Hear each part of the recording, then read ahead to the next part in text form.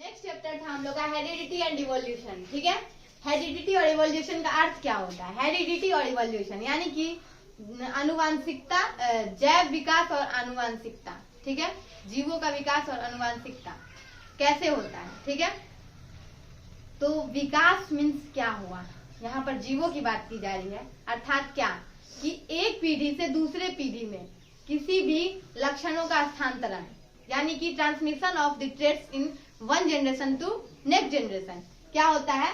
Heredity होता है। इसी को हेरिडिटी कहते हैं, इसी को आनुवांशिकता कहते हैं। ठीक है, जैसे कि कोई भी ह्यूमन बीइंग में अक्सर देखा जाता है कि कोई भी अगर आनुवांशिक डिजीज है, यानी कि जेनेटिक डिजीज है अगर उसमें, तो वो क्या होता है, उसके आने वाली पीढ़ी को भी हो जाता है।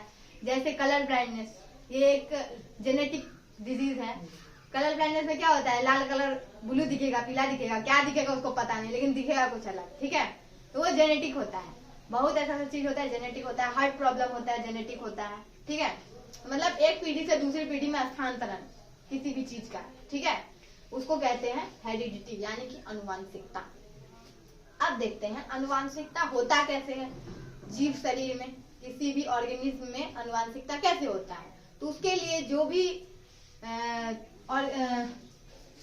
चीज इसके लिए उत्तरदायी है, रिस्पॉन्सिबल है, वो है जीन और क्रोमोसोम। ठीक है, क्रोमोसोम जो होता है वो इसी तरह का स्ट्रक्चर होता है, एकदम थ्रेड लाइक स्ट्रक्चर होता है, एकदम धागे जैसा पतला एकदम। ठीक है, उसके ऊपर ये जो दिख रहे हैं छोटे छोटे ये छितराए पाए जाते हैं उस थ्रेड के ऊपर, जिसको कि जीन कहते हैं। ठीक है, जीन क्या करता है हम बताएं अभी कि किसी एक पीढ़ी का गुण दूसरे पीढ़ी में हस्तांतरित करने में मदद करता है। या उस मान लीजिए कि फादर और मदर है। ठीक है, उसका जो चाइल्ड होगा, उसका जो ऑफस्प्रिंग होगा, वो पैटर्नल होगा या मैटरनल होगा, वो जीन पे डिपेंड करता है। ठीक है, यानी कि उसका जो लक्षण होगा वो उसके फादर के साइड का होगा या मदर के साइड का होगा, वो जीन के ऊपर डिपेंड करता है। ठीक है, वो कोई इंसान डिपेंड खुद के ऊपर नहीं करवा सकता है कि हाँ उसका लक्षण जो होगा मैटरनल होगा, उसका लक्षण जो पैटर्नल होगा, वो डिपेंड नहीं करता है। वो डिपेंड करता है जीन के ऊपर कि वो किस लक्षण को ढो के लाएगा। ठीक है, ऐसा। अब है जीन और क्रोमोसोम समझ में आ गया। कैरेक्टरिस्टिक्स जो होते हैं यानी कि ट्रेड्स, लक्षण जो होते हैं, जीन को लक्षणों अगर लक्षणों के अनुसार देखा जाए तो जीन को दो पार्ट में डिवाइड किया गया है। लक्षणों का स्थानांतरण जो करते हैं जीन वो दो तरह से करते हैं, डोमिनेंट और रिसेसिव। डोमिनेंट जो होता है वैसा ऑर्गेनिज्म में होता है जो कि एपियर होता है किसी अनदर जीन के सामने भी। ठीक है, यानी कि ये जो लक्षण होते हैं, डोमिनेंट जो लक्षण होते हैं, ये लक्षण किसी भी जीव में किसी अन्य जीन के सामने भी एपियर हो सकते हैं, किसी अन्य जीन के सामने भी मतलब दिखा सकते हैं। उसको देख के समझ जाएगा आदमी कि ये डोमिनेंट है इसके अंदर। ठीक है, डोमिनेंट टाइप का इसका क्या है, जीन है। जैसे में मान लीजिए कि हम लोग को तो इस टाइप में भी प्लांट के बारे में ही पढ़ना है, तो प्लांट को अगर लेकर के चला जाए तो मान लीजिए कि कोई प्लांट अगर टॉल है, ठीक है, या कोई प्लांट अगर ड्राफ्ट है, ठीक है, तो उसका जो होगा, कोई प्लांट अगर ड्राफ्ट है, टॉल है, तो उसके अंदर जो जीन है वो डोमिनेंट जीन है।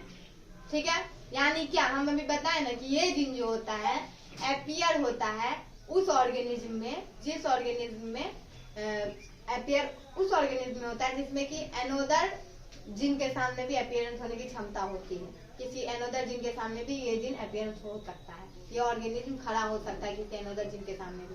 समझ में आया? कैसे नहीं खड़ा होगा? ये टॉल ड्रॉप है। ठीक है, टॉल ड्रॉप क्या है, सिर्फ एक ही प्लांट में पाए जाते हैं, अनदर प्लांट में नहीं पाए जाते हैं, पाए जाते हैं। यानी कि ये टाइप का जीन दूसरे भी टाइप के जीन में पाया जाता है। ये रिसेसिव क्या होता है? रिसेसिव वैसा टाइप का जीन होता है जो कि किसी आइडेंटिकल जीन के सामने ही अपीयर हो सकता है। ठीक है, यानी कि ये टाइप का जो जीन होता है वो किसी जाने माने जीन के सामने ही अपीयर हो सकता है। जैसे रिसेसिव में जैसे होता है कलर, ठीक है, कलर के ऊपर डिपेंड करता है।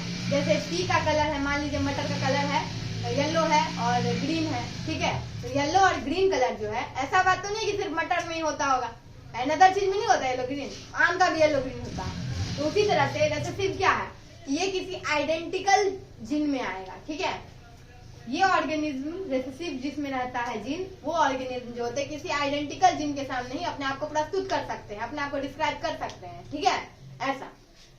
इसके बाद है है जेनोटाइप और फेनोटाइप क्या होता है। जेनोटाइप एक टर्म है, जेनोटाइप, इसमें क्या होता है कि कोई भी ऑर्गेनिज्म, कोई भी जीन जो होता है अपने आप को दूसरे के सामने डिस्क्राइब कर सकता है कि भाई मैं ऐसा हूं, मैं वैसा हूं।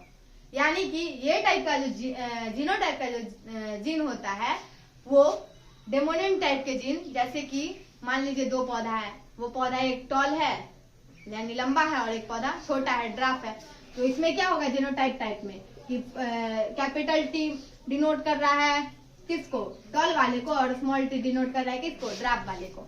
समझ में आ गई। उसके बाद क्या है, जेनोटाइप के बाद होता है फेनोटाइप। फेनोटाइप क्या होता है,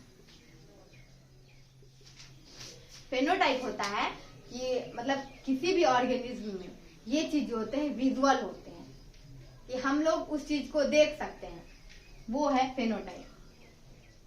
इस चीज को हम लोग देख सकते हैं, ये है फेनोटाइप। वैसा जीन जिसको हम देख सकते हैं, सोचिए कैसा जीन को हम लोग देख सकते हैं।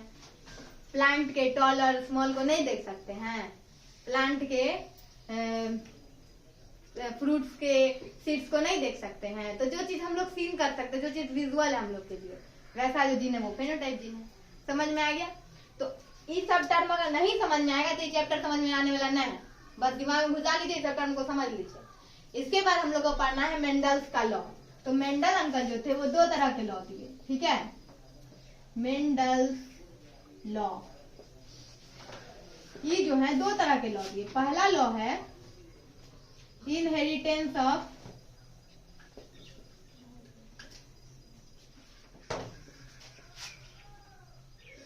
सेग्रेगेशन,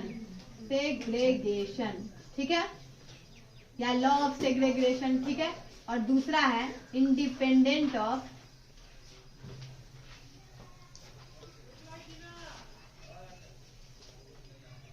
असॉर्टमेंट, ठीक है। यह दो तरह का ही लॉ है। इस दो तरह के लॉ को समझ लेंगे अगर तो ये चैप्टर है एकदम हलवा, इसके बाद इसमें है नहीं कुछ, ठीक है। मेंडल अंकल क्या क्या किए तो थोड़ा बहुत बता देते हैं। मेंडल अंकल जो थे इनका पूरा नाम था ज्रोजर गेन मेंडल, और ये जो थे ये बहुत महान जीव वैज्ञानिक थे। इन्होंने मटर के ऊपर अपना प्रयोग किया, बहुत इंटेलिजेंट आदमी था।